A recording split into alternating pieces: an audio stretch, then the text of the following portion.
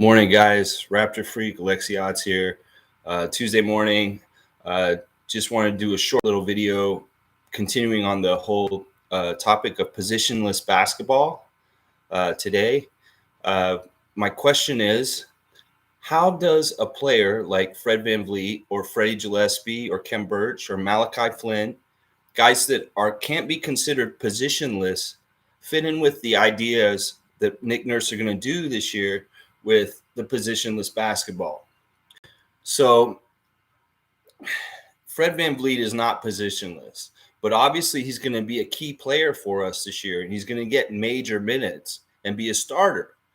Positionless basketball should be looked at and treated like a full court press. It's kind of like a different gear we go into in the game, depending on the situation or depending on the personnel that's on the court. Now, Fred isn't technically positionless, but he plays bigger than himself. Even though he's small, he can guard down low because he went to the Kyle Lowry school of short guy post defense and is basically Kyle taught him this because Kyle's been doing this his whole career. He taught him this move where, all right, basically the whole thing is if you get switched off as a little guy onto a big guy down low because of the thing I was talking about yesterday with screens and trying to get mismatches, the other team trying to get mismatches. If somehow somebody like Nikola Jokic gets Fred on his back and he's backing him down near the basket because of a switch, basically what happens is I call it the doorstop philosophy. Kyle Lowry taught Fred how to be a doorstop. And that's basically you hold your ground. And you have to be really strong because you have to be strong enough to hold a guy who's way taller than you and heavier than you. And you become a doorstop, basically. And the key to that is keeping them far enough away from the basket. Because if they're too close, you're going to get beat. So they get the doorstop far enough away from the basket where they can't come any closer because they're there. They're like a stop. Nope, you ain't going to get past me. I'm shorter than you, but you ain't going to get past me or through me. And what they do is brilliant. And it takes a lot of coordination, timing, and veteran. You have to know how to do this or you're going to get a foul because you get a foul. Fred basically, when they're bound to make their move, they put the dribble or they pick up their dribble, he strips them. He puts his hand on the ball when they show the ball in some sort of way, and they always do, and he either pops it out of their hands and they steal it, or he just strips them. And Kyle taught him that. Kyle did that too. Like if you notice these guys down low, if they get switched on a mismatch down low, they'll doorstop, and then when the guy makes his move, strip. Well, one of the weird things about that for Fred last year was he was doing it so often, this strip from bigger players, that they were calling it two different ways. Normally and historically in the NBA, that would be a steal because I think it has to do with where you get the ball from them in relation to their body. Like if you hit the ball when they're up in a shooting position, then it's a block. But there's some dispute about where that gray area is where if the ball's hit out of the offensive player's hands, whether it's a steal or a block. Because last year, Fred was getting a whole bunch of blocks, but they were really just strips that were the player was coming up with it, and they may have had the ball at chest level, and he stripped the ball that way. They called the block. Where in the old NBA, that would be a steal. Now, I have my own little conspiracy theories about this, and Leo talks about it in the telecast. You hear him talk about it last year, Leo Routens, saying like, well, you just called that as a steal last play, and now you're calling it as block.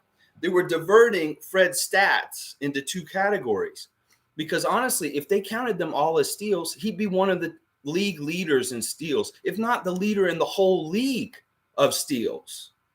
And it's a weird kind of slimy way of, he's getting his blocks category stats up, but really that's usually inconsequential for a guard. There's never that high a block stat for a guard. So it's like, give him the steals. Let him have the glory of being in the top players in steals, or maybe even the top player in the league, NBA. Get a consistent call on that play, please. Because Leo's called you out on it in the telecast, and it's true. You're diverting he's getting his stats watered down because they're going into two different categories when it should really be just one category, and that's steals. Those are steals when he strips the ball like that. They're not blocks. So that's just a fishy way, because he'd be up there with Kyrie and all those guys if they counted them all as steals. Anyway, getting a little off topic. That's just a little aside about Fred VanVleet and what he does there. But because he's able to guard with the doorstop and do the strip, he's effective against post players down low. So the switching in a positionless scheme isn't so bad with a veteran like Fred VanVleet. Now, we don't expect Malachi to come in and do that. I don't expect Goran Dragic to come in and do that. Those three guys are smaller guys that are not technically positionless. So if they're out there, we can't really run the positionless scheme. That's why I don't think Dragic is that important to us. Or even if he gets a lot of minutes, everybody's saying, "Oh, we're going to fall in love with him. He's going to get a lot of time." I don't think he will. I don't even really want to see him play that much. If he's taking minutes away from developing our rookies or us getting our positionless scheme tight, then no, I don't want to see Dragic out there because he doesn't fit that scheme. He doesn't fit our identity. He was really just in the deal to make the numbers work, the money work for the Lowry deal. That's really the only reason why Dragic was in this. Is they had to make it equal to get Lowry. So with the little guys, I can see Fred fitting in with the positionless scheme better just because of what I just said. He plays bigger down low. But also in positionless schemes, they may be mostly man-to-man defense. That's really what the positionless scheme should be, purely man-to-man. But they can do a positionless scheme that's zone.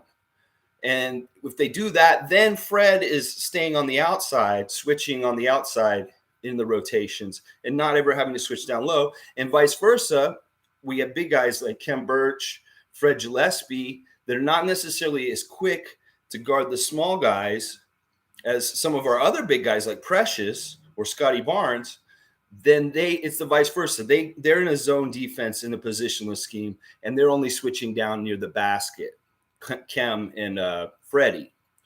But for the most part, other than those five guys that I just mentioned on the team, I mean, other than guys that aren't that important that I'm not really thinking about, I'm thinking about core guys. Everybody else is positionless. Everybody else can run in that scheme with no problem, and it's going to be where they're interchangeable and versatile and all that kind of stuff. Even guys like Yuta and, Gary Trent Jr., these guys can be used in positionless basketball more easily because they're middle of the pack kind of guys, the right height, the right quickness, maybe a little bit of strength, not as good down low, but, Boucher, all of these guys. So really, I just wanted to touch on, what does positionless basketball mean for a guy like Fred VanVleet or a big guy like Kem Birch? Well, Kem Birch can play in a positionless basketball scheme, but they're going to have to cover up his deficiencies for quickness. Like if the other team's going to try and make a mismatch, a quickness against him, then, we're going to have to hide him down low, and he's going to have to be like a down low defender in a positionless scheme. But these guys can all be a part of it, and we can work around it. But like I said, it's going to be a kind of thing like, well, Nick Nurse decides, all right, we're going full court press, putting that in. It may be like that, where you turn the switch on. All right, we're going positionless now, guys, and doing that scheme. And it could be something that they don't show right away. It could be something that they develop in secret in practice for a good chunk of the year. And then as the year goes on, we see it get presented in the game situations more often. So it will still work with Fred getting heavy minutes and being the team leader, the positionless stuff. Because Fred's special. Fred has developed his game so that he plays bigger than himself and that he's not any kind of detriment to our defense. No matter what he's out there, he's always a good plus added to our defense. He doesn't take away from our defense, even though he's one of our shorter players. Because he's really adept at stripping and stealing the ball, and he knows the defensive scheme inside out, and he rotates properly, and he comes with help defense in different ways. Like some of the stuff that Fred does is he just basically notices when the ball handler is near him. He may be guarding another guy, and he just quickly irritates the guy who's just coming by him. And sometimes he just gets a quick steal, just stripping it because he just came too close to him. Fred has really big hands. Like Kawhi has huge hands, and it's really easy to steal when you have big, strong hands. And the same thing with Norman when he was on the team. These guys were good at stripping the ball because they had, wow, come and get it. So anyway, I just wanted to touch on that. Where do these positionless guys that aren't positionless, or where do these non-positionless guys fit in with a positionless scheme? They can be fit in, and it's probably more zone defense and just kind of, special players like Fred who can handle it is fine. But, Malachi, I don't trust in a positionless scheme. And I don't trust Dragic either in a positionless scheme, even with all of his veteran leadership and time on playing in the NBA. It's just some things you can't.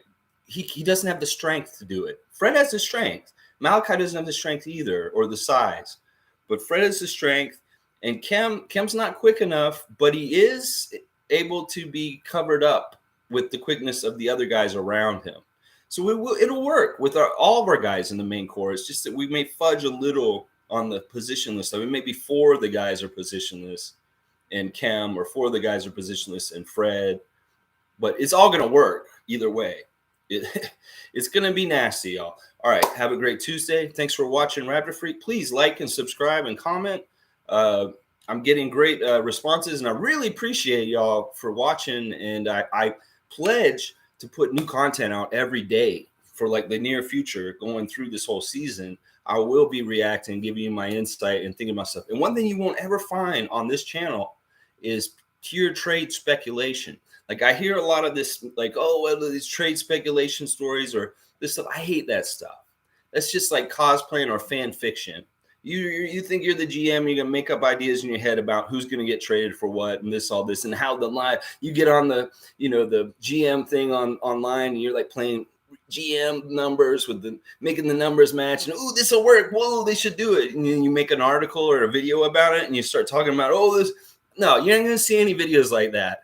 That's not in reality. I deal with reality here, even though it seems like I don't, because I'm so pro Raptors and I pie in the sky and like positive about them. I do deal in reality, and until a player's on the team in that way or something's happened, I don't speculate, and I don't try to do that with those kind of topics. I'll do it with the team, with what we're talking about right now, with the nuts and bolts, basketball.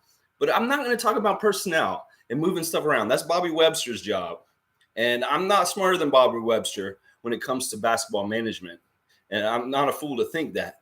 So all these other videos that Raptors content is put out, where they're always talking about trade speculation or things like that, you won't ever hear that on this channel. Okay, it's we know who's on the team, and we're talking about what we're working with. We're not talking about what could be, because that's all distraction and just it's what it coulda, shoulda. You might as well be writing fan fiction about your favorite TV show or something like that. That's what I say.